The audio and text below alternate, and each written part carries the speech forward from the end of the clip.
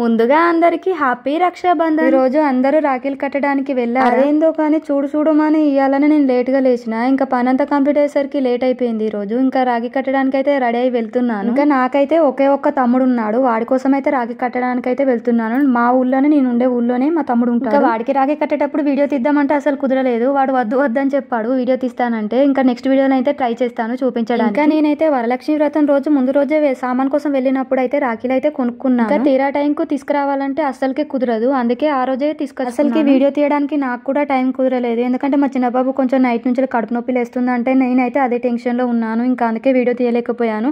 ఇప్పుడు చూడండి ఎంత మంచిగా ఆడుకుంటున్నాడు. దానిచ్చే అదేం కడుపు నొప్పి తక్కువ కాలేదు, కానీ ఒక టాబ్లెట్ వేయడం వల్ల తక్కువ అయిపోయింది. ఇంకా డాక్టర్ దగ్గరికి అయితే తీసుకెళ్ళాం. ఇప్పుడు పర్లేదు. వరలక్ష్మి వ్రతం పూజ అయితే ఎలా నేను సింపుల్ గా ప్రిపేర్ చేసుకున్నాను. ఒక వీడియో అయితే లాంగ్ వీడియో పోస్ట్ చేశాను. మీకు ఇంట్రెస్ట్ ఉంటే ఒకసారి వెళ్ళి చూడండి. కింద రిలేటెడ్ వీడియోలు. అలాగే ఈ వీడియో నచ్చితే ఒక లైక్ ఇచ్చి సబ్స్క్రైబ్ చేసుకోవచ్చు కదా. సబ్స్క్రైబ్ చేసుకోవడం మర్చిపోకండి. Bye bye. నెక్స్ట్ వీడియోలో కలుద్దాం.